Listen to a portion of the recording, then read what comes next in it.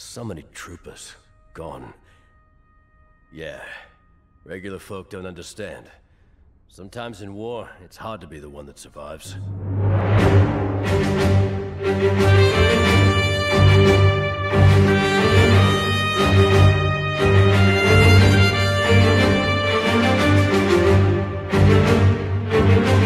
Revenge of the Sith is my favorite Star Wars movie.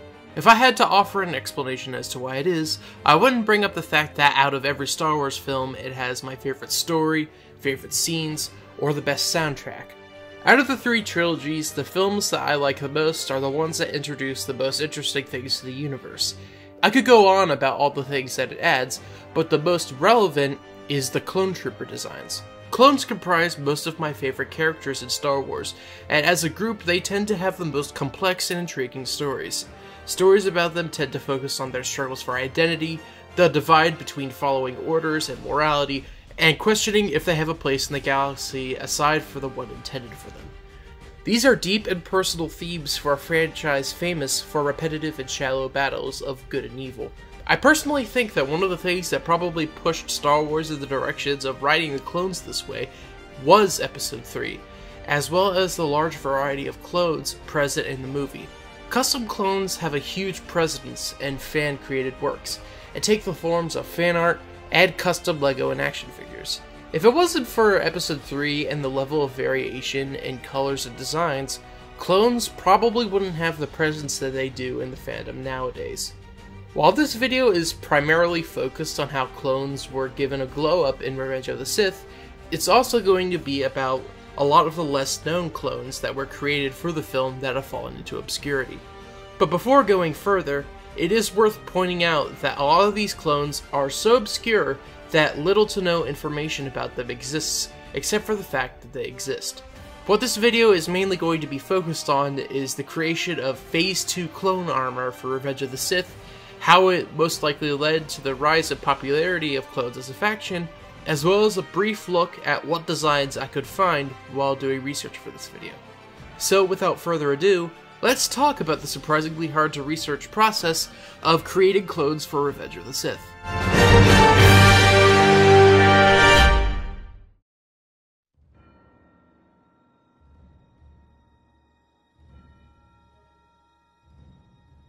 Clone armor began with the creation of Jango Fett for Attack of the Clones.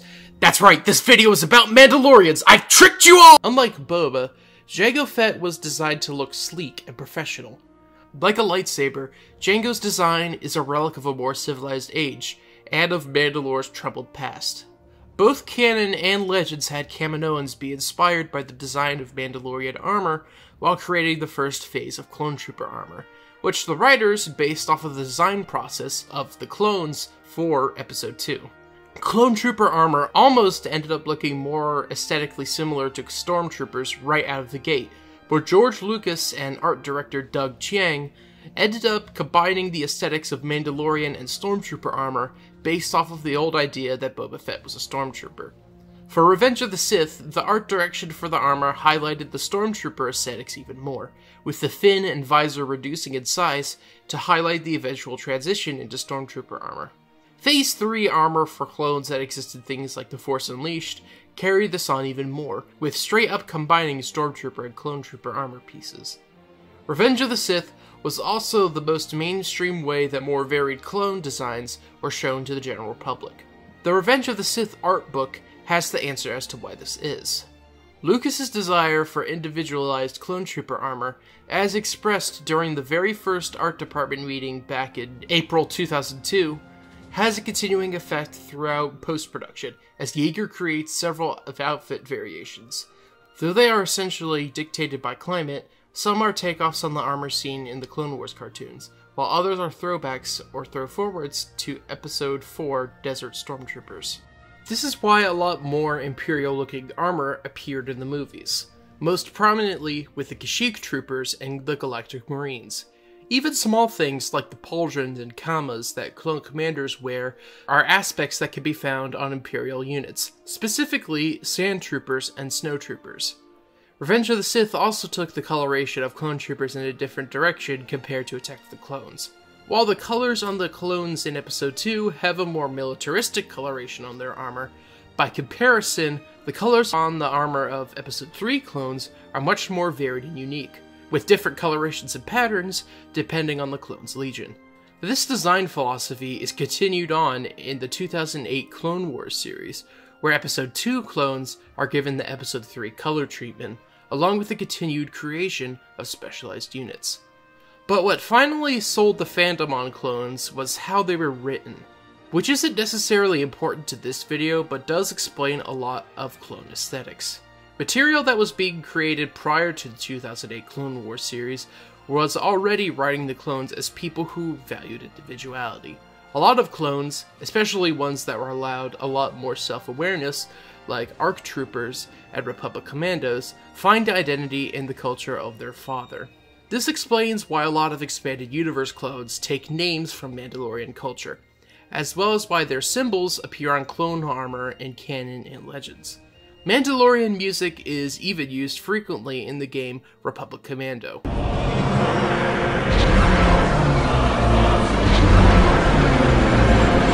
While Clone Wars took a different approach to how it created its clones, the struggle for them to have individuality in an army full of lookalikes is still present. This is especially seen in how individual clones in any given legion can have drastically different armor coloration, as they did this to stand out. It's very important to clones that they are all unique individuals, with beliefs and morals separate from their intended purpose. I'm sorry, I cannot just follow orders when I know they're wrong. Especially when lives are at stake. You will if you support the system we fight for. I do support it. I do. But I am not just another number. None of us are. It's pretty nice that this is one of the few overlaps that canon and Legends clones have with each other, and it's one that adds a lot of character to them. I also think it's important to point out at this point that a lot of this is me guessing. My main sources of information about the creation of the clones were the art books for Episodes 2 and 3, as well as Wikipedia. And even there, the information about their creation is pretty scarce. It's ironic that clones have gone on to become so popular in the fandom when very little information exists about their creation for the films, especially at this key point in the creation of their designs.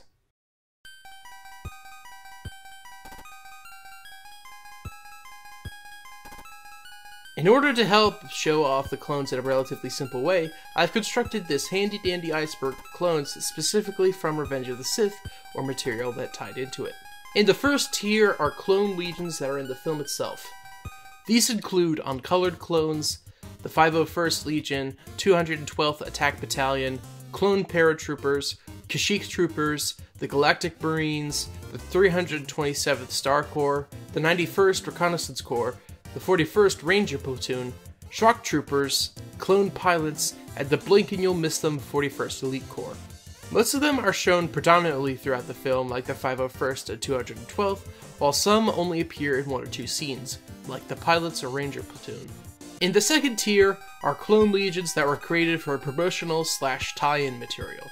I'm going to be splitting this up between toys like Legos and action figures, and tie-in media like video games and the 2003 Clone Wars micro-series. Some of these clones are based on unused concept art, made by Alex Yeager for the film, while others were created specifically for their products. This is also where we're going to start getting into the weeds, because even though I've done my best to showcase everything, there are most likely going to be ones that I've missed simply because of the large volume of media and created in order to play off the movie's popularity that is now lost to time. Perhaps the most notable clones in these two categories are ARC Troopers Devis and Fordo, both of whom are notable because they were both inspired by unused concept art by Alex Yeager. Most action figure and toy clones that share similarities are based off of unused concept art, such as the version of the 91st Reconnaissance Corps that uses normal clone trooper armor, and the unique jetpack clones.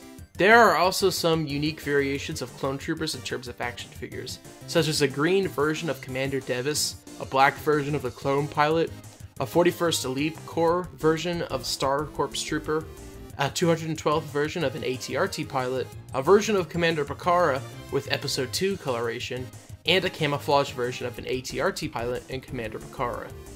There are a number of clone legions that exist because of how they were used in marketing material or action figures, These include the 442nd Siege Battalion, the 7th Legion, the 187th Legion, the 5th Security Fleet, these clones that are both identified as the 38th Armored Division or Combat Engineers, and ARC 170 Troopers.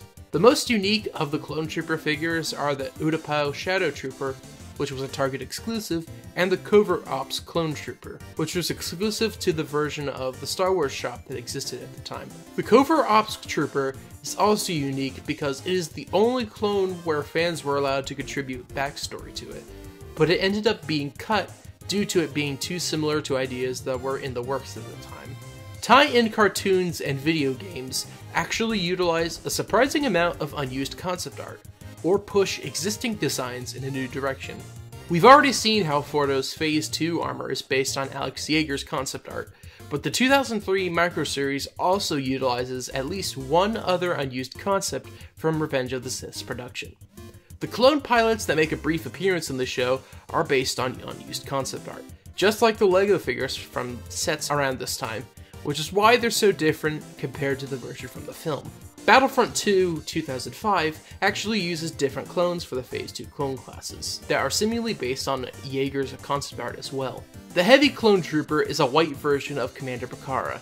The Clone Sharpshooter is based on an unused version of the Clone Paratroopers. The Clone Engineer is based on an unused design for a clone called Commander Faye. The Clone Commander is a Galactic Marine, and the Jet Trooper is based on an unused design that eventually became Commander Gree. The Revenge of the Sith tie-in game also has a similar approach with its unique enemies. Blaze Troopers share some similarities for a Space Trooper that would have appeared on Polis Masses. Clone Assassins are a natural progression from the 91st Reconnaissance Corps armor. Heavy Gunners are a more stylized version of an unused concept for ATTE Gunners, and the version of Clone Sharpshooters that are in the game have an almost Halo-esque design compared to their counterpart in Battlefront 2. The Game Boy and DS ports of this game aren't really worth mentioning here, because most of the clones that appear in the game mainly use the Episode 2 style of coloration, except for this purple version of Commander Cody that appears in the game. This goes for similar games, like this lightsaber game that features some weird colorations of clones. And speaking of weird clones, there is a deleted scene from Episode 3 that features clones disguised as Jedi.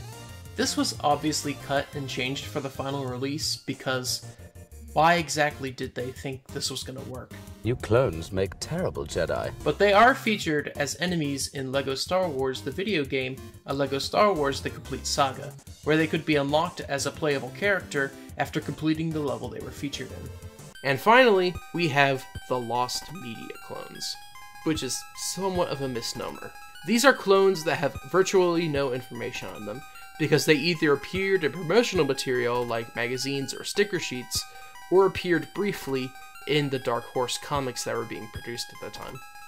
This section is mainly going to be naming off characters or designs, because practically no information exists about them.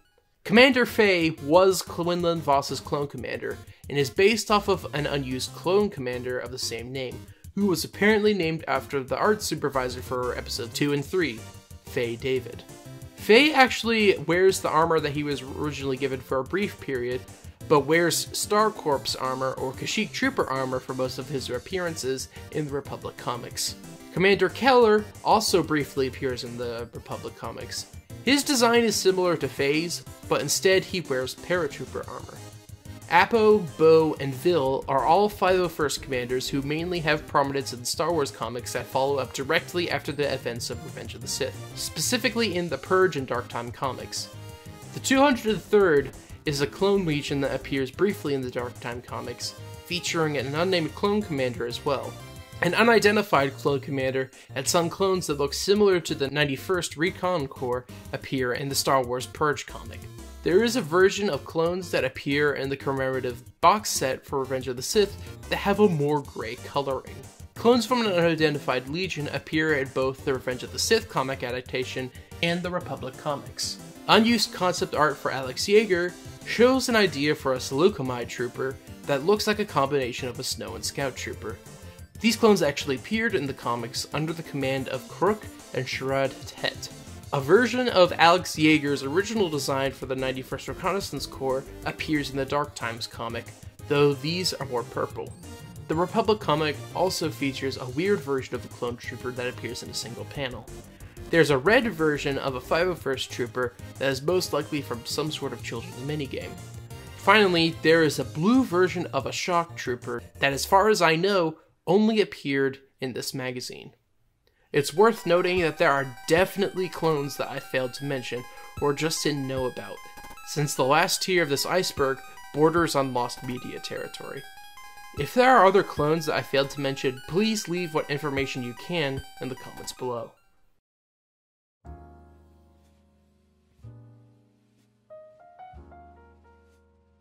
Clones are a cornerstone of fandom content like cosplay and fan art, and it's a shame that so little information exists on how we got to where we are now. I hope this video has been able to show an interesting look at the development of clone armor and the various clones that have fallen into obscurity. I also want to take time to shout out 2 of the Instagram accounts that inspired me to make this video. Box of Clone Trooper Lot is an account that reposts a lot of old imagery of clones, Star Wars, and other pop culture things from around this era, and was a helpful resource in discovering a lot of the clones in this video. Commando and Customs and Fet.clone are users who create custom clone action figures, and both have even built figures of some of the clones that appeared in this video. Be sure to check these guys out and support them, because this video would have been much harder to make without them. Thank you for watching, and I'll see you guys in the next video.